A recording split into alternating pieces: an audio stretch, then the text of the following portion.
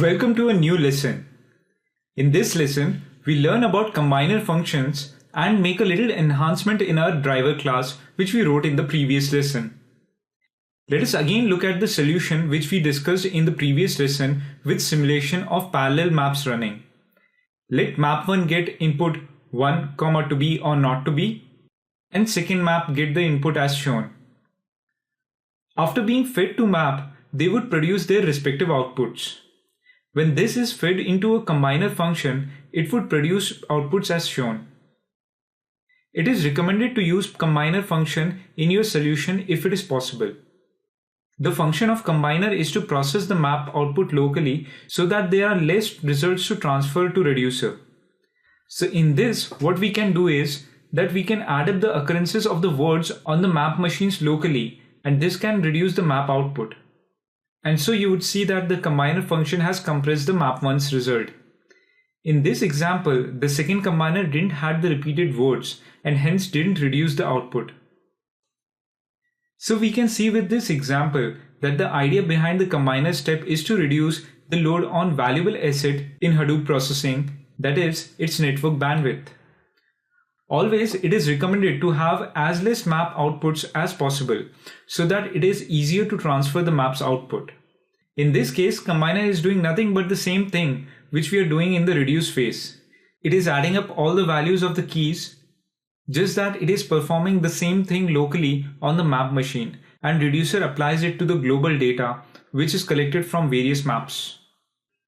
The rest of the steps are the same as we have seen earlier.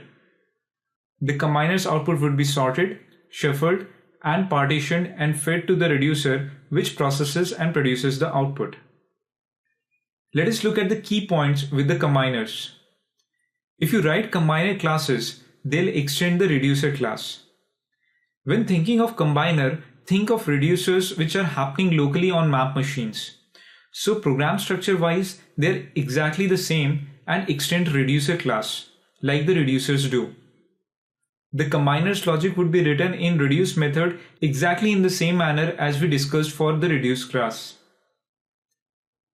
Second key point is that these can be applied only in the cases where the nature of the problem is commutative and associative.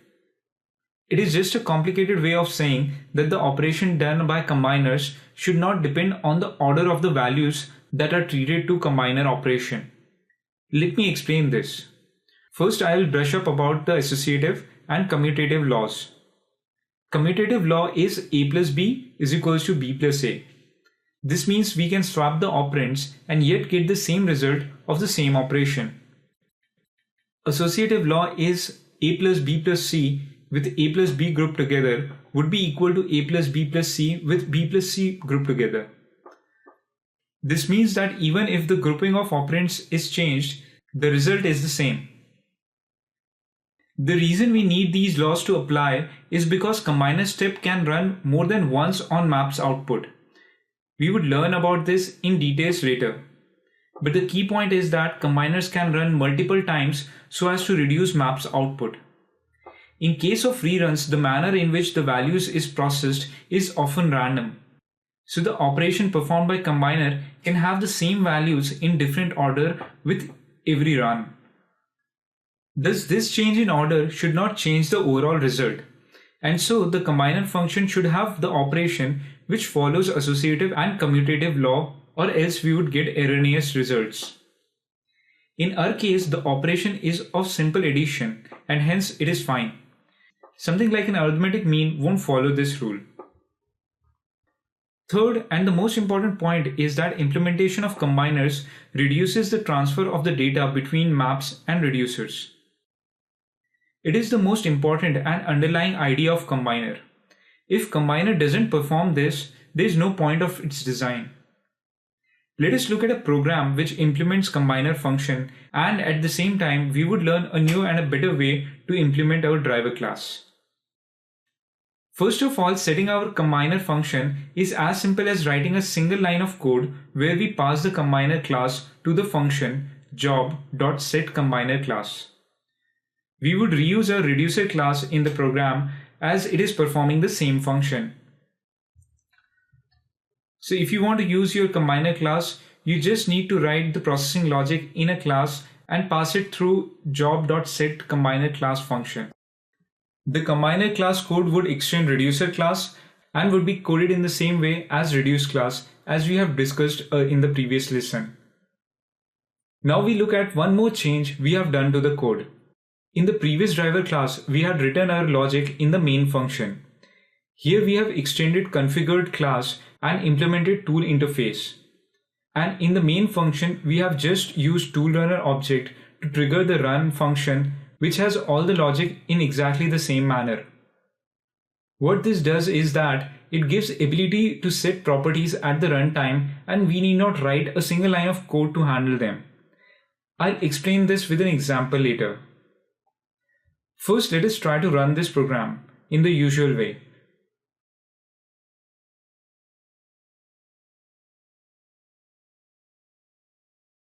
I would just export the jar file.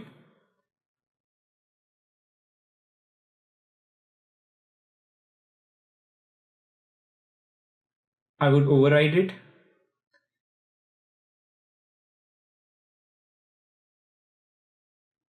The first thing I'll do is to check if all the daemons are up and running. I'll do this by jps command. In this case, all of them are running. If not, you can start it with start-all.sh command. Let me do an ls on Hadoop file system.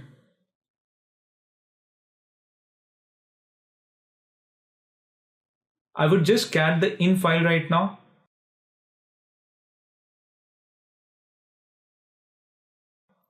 So it has only one line, to be or not to be.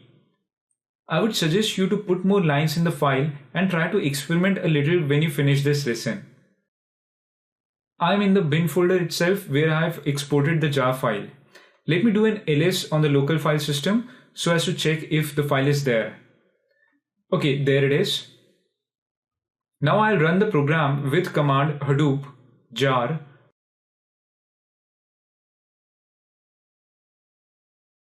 wordCount.jar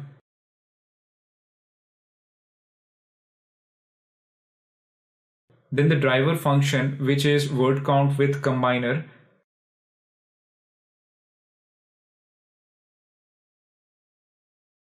then in and out2. Out and out1 are already present, so I choose out2 directory. There we see the program running.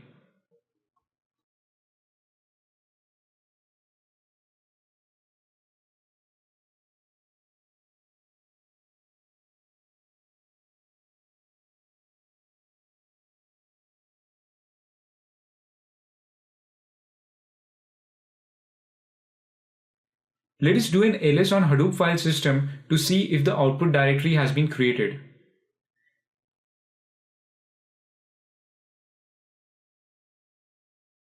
Now let us do an ls on out2 directory.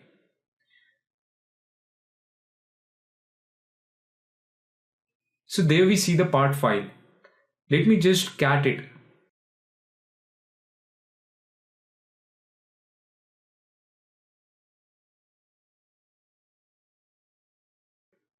So there's the result.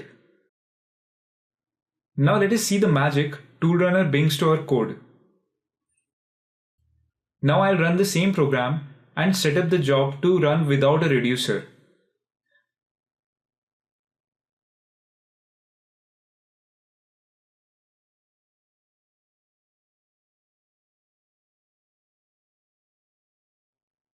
Now just after I have mentioned the driver class, I would do a hyphen capital D space mapred.reduce.tasks equals 0 and then give the in file and the out directory. If you notice that we need not exclusively code for handling these parameters as we have used toolrunner object to run the code. We can here specify as many properties as we want with -d followed by the property name, and toolrunner would be able to handle it. Let us press enter.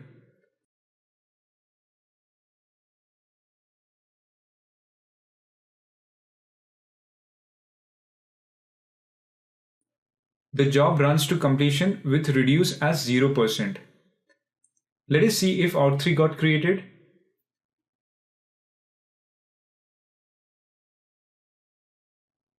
There it is. Let us see contents of out3.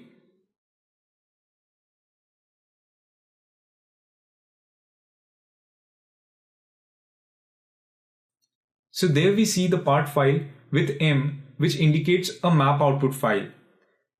Reduce output file will always have an R there. Let us cat the part file. And there we see the output. Here we get to see the map output exactly the same as we had discussed in simulation runs. Now I would suggest you to add a few lines to input and play with the properties such as setting up reducers to 2 or set up maps to 2 and reducer to 0 and see 2 maps output and so on.